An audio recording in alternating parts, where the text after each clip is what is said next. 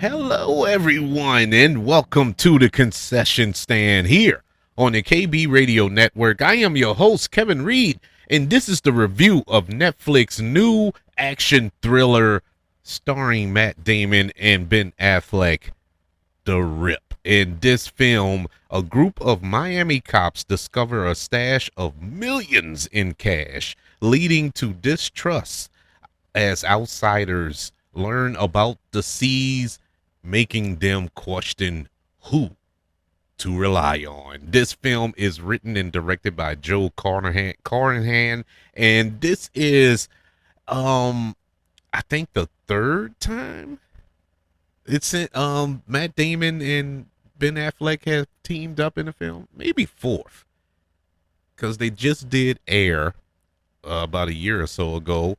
Of course, we all know Goodwill Hunting, um, Dogma. Yeah, I think this is the fourth. If I'm wrong, I'm more than certain I will be corrected online. But this fourth that comes to mind. But this is a group, I say a group, but a pair that kind of shocked that we only seen four films, to my knowledge, that they've come together on, because of course the chemistry between those two is outstanding because they're real life friends. They've been friends their whole lives, and they got together. They wrote a screenplay together that, wouldn't you know, won an Academy Award with Goodwill Hunting back in the day. So they are very successful, but it isn't like they completely went their separate ways. They also they got this production company together that they've been uh shelling out films for a while now. So it's not like they haven't worked together just in front of the camera. Oh, it was another one. There was another one. The Ridley Scott film. Oh God, why is the name escaping me? It's a period film. Came out 2 years ago. Something about a duel. I know. Oh man, Adam Driver is in it, I think. Oh man, this is gonna kill me. this, this is gonna eat me alive. But anyway, let me move on before I drive myself insane. But yeah, so that's five. That's five. If anything else comes to mind, I'm pretty sure it's gonna ruin the show too. But in any event, we're here to talk about The Rip.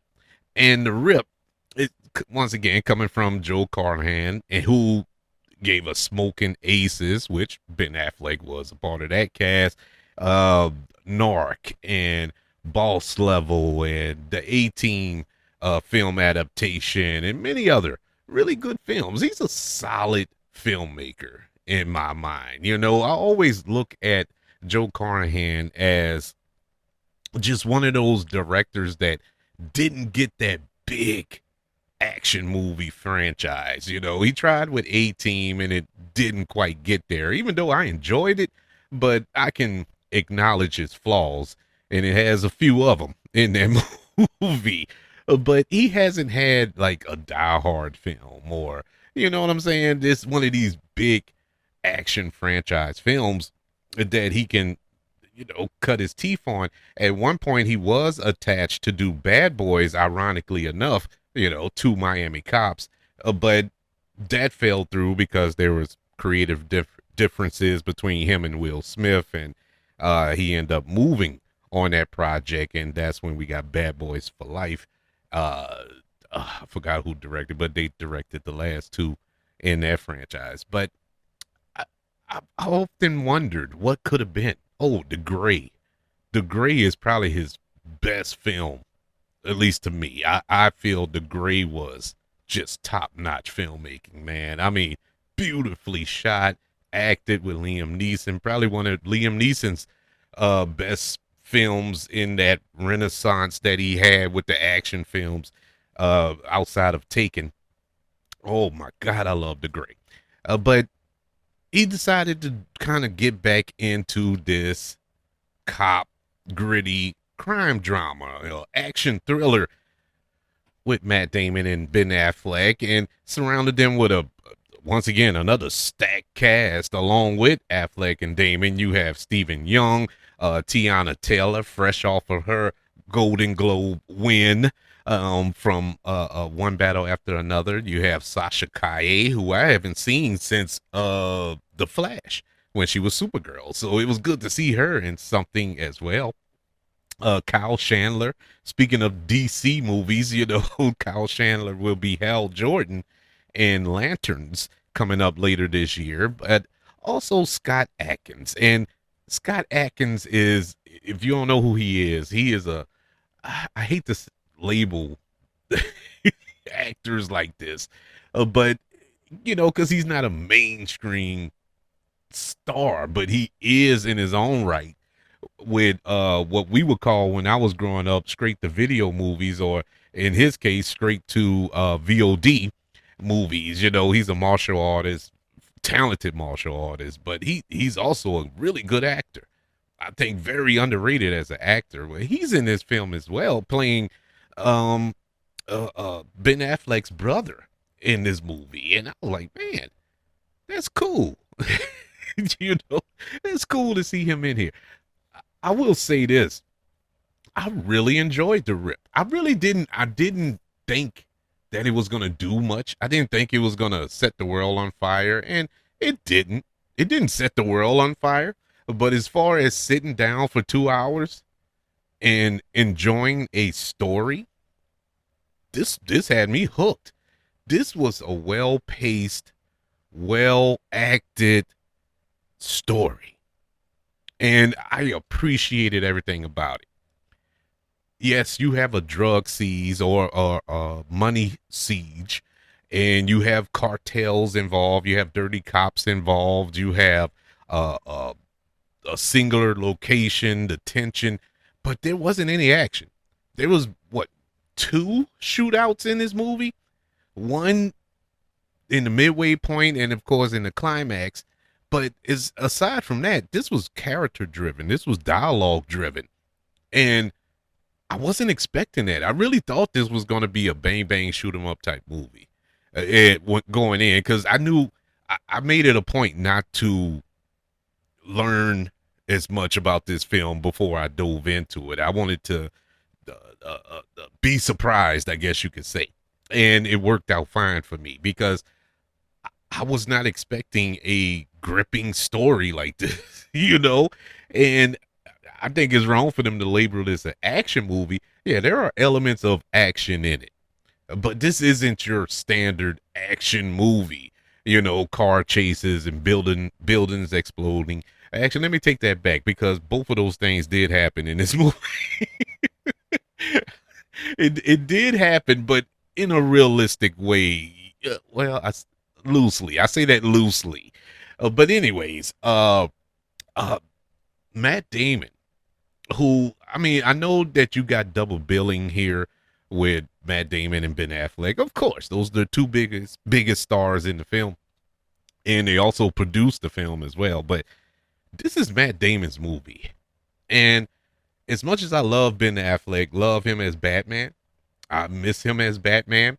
I know I'm gonna make a lot of people mad when I say this. I think he was the best live action adaptation of Batman that we've seen so far. And that's not to say that the other ones were bad, but I'm just saying I loved his interpretation of Batman. But anyways, he is not a better actor than Matt Damon. Matt Damon is the better actor out the two. And man, did Matt Damon carry this movie. This could have easily been a paycheck movie. This could have easily been, I'm doing this with my buddy, you know, type of film. But that's not what we got. We actually got a really good performance. Really, really good performance. And Ben Affleck as well. These were two different characters bouncing off of each other well. Of course, the chemistry was there between these two. That's that's never in question, and it really helped move this story along even better because of the conflict that was set between the two with this money. You go into this siege and thinking that is only a certain amount, and it end up being 20 times more than what you thought, and you know that you're in 20 times more trouble because of it. And who do you trust? You can't trust anybody, and the film sets it up well. This goes back to the writing as well from Joe Carnahan, who actually wrote a film that I couldn't predict. I was guessing throughout the whole film. And now I know there's a lot of you who's listening, and thank you for listening, by the way. But I know there's a lot of you who are listening and probably was like, "Man, I figured it out in the first 5 minutes." Congratulations. I've never promoted this show to say that I'm the smartest human being on earth. I'm just a movie lover, but I didn't catch it. Normally, I'll catch stuff like that early, but I couldn't catch it. They did a good job of hiding the real villain here. Um, Disguising certain things and making you question certain things, going back and wondering why was this said or why was this done this way, and for it to unfold the way it did, it was like, oh man, that was brilliant. um Really good. I really really loved the way the story unfolded, and I loved how this film was directed. Now, one thing I didn't love about the movie was the ending. And the ending was fine. Nothing uh story wise where I was like, oh my god, this is so convenient. This is so movie cliche-ish. It wasn't nothing like that. I really liked how the story unfolded at the end, and it went the way it was supposed to go. But it felt real Lord of the Rings type of ending. It just wouldn't end. It was so much stuff going on at the end that I was like, okay, this is where it's going to cut off. Oh, no, no, we're still going. Okay, this is where they should end it. That's perfect. Oh, what? No, no, we still going. It was one of those things where I was really like, okay, we're doing too much here. Now there were some moments of unrealistic that you have to suspend disbelief type stuff in the final battle, quote unquote, at the end of the film, that I logically it didn't make sense, and it was a little convoluted the way that it was shot. Like, how did they get out of that? How did he get away? How are they running and nobody else is there? It was one of those things where it almost took me out of the movie. I'm like, look, we done got too far, and I'm enjoying this too much for this movie to end like this. So it didn't quite get there. It didn't ruin the movie. So I was happy because they stopped it right at that crucial point where I was like, I'm out. But it stopped right before I got to that point. Uh, the acting was amazing, with the exception of one. And it is weird to say that because this young lady is, like I mentioned before, fresh off of winning a Golden Globe. And that is Tiana Taylor, who I love. I love Tiana Taylor. And it wasn't really her per se. I think she got some bad direction. I think she made some choices that she stuck with, man. I mean, she rolled that bull until she couldn't ride it no more. She didn't switch up at all. And it was it was it was strange because we got some moments of tension that she just didn't break character. She was still that same character we were introduced to when the movie first started. And I'm like, no, you're supposed to be a little manic right now, or a little thrown by the situation right now. And she didn't break that. At least she didn't emote that to me. But aside from that, it wasn't bad. And that's a nitpick.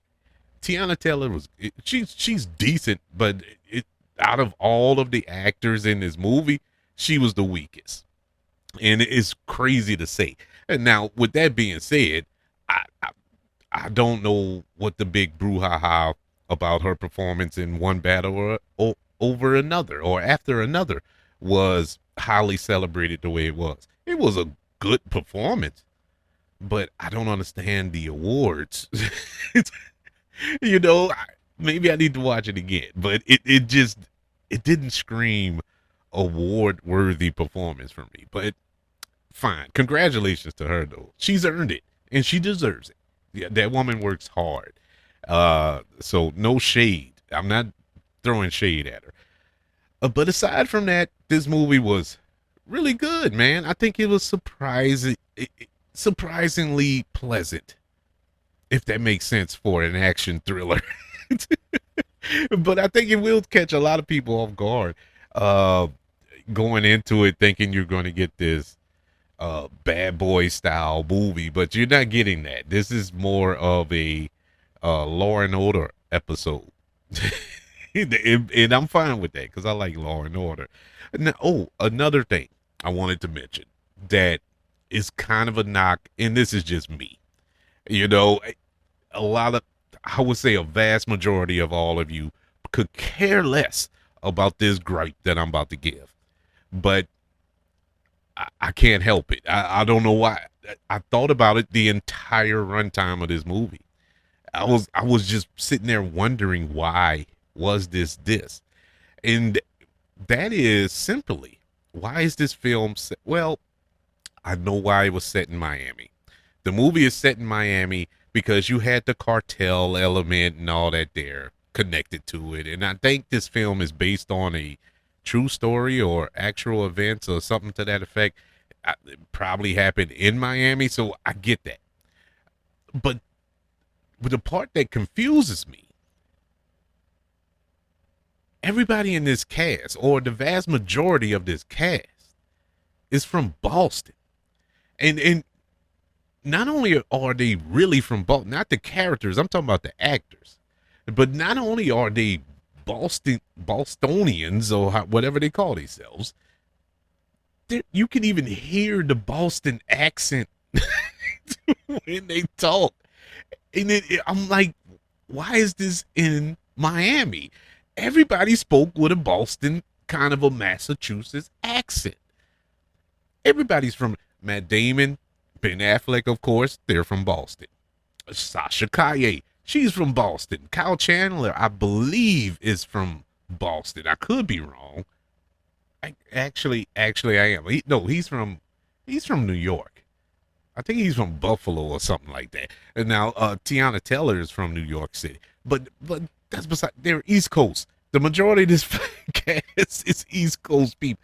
It's weird. It was just weird to hear their Boston accents in certain scenes. It wasn't spoken like through the whole movie. You know, it didn't sound like The Departed. It was just at certain moments you can hear it coming out. It just felt weird, and I'm like, aren't they in Miami? Wouldn't it have been easier to not learn a Miami accent, because I don't think Miami has a actual dialect that sets it apart from everybody else. But it just felt weird. Whatever. It would have been easier to kind of set it in Boston, but I get because of the cartel and all that. Not to say that there's no cartel in Boston. Well, maybe mob. I don't know. Let me shut up before I get whacked. But anywho's, other than those little gripes there, the rip was good. I enjoyed it. Thought it was decent. Um, Netflix was the perfect place for it. I'll just put it like that. I don't think this would have did well theatrically. Hence, it's on Netflix. But it is a great Netflix film. The Rip, which stars Matt Damon and Ben Affleck, currently on Netflix, gets a letter grade of a B minus. Yes, man. Really good little crime action thriller if you're into that type of thing. I would like to know, what did you think of The Rip? Email the show, kbradiopodcast@gmail.com. You can also search for the show on all social media platforms. Just search for the KB Radio Network. Also, don't forget about YouTube. Subscribe to the KB Radio Network channel and like this video if you don't mind. Don't forget about the 5 stars, the reviews, and sharing this show if you're listening on Apple Podcasts, Spotify, iHeartRadio, wherever you are currently listening to the concession stand here on the KB Radio Network. Everybody, thank you for joining me for this review of The Rip. Want you all to know that I love you, continue to love everyone, and until we speak again, you all be blessed.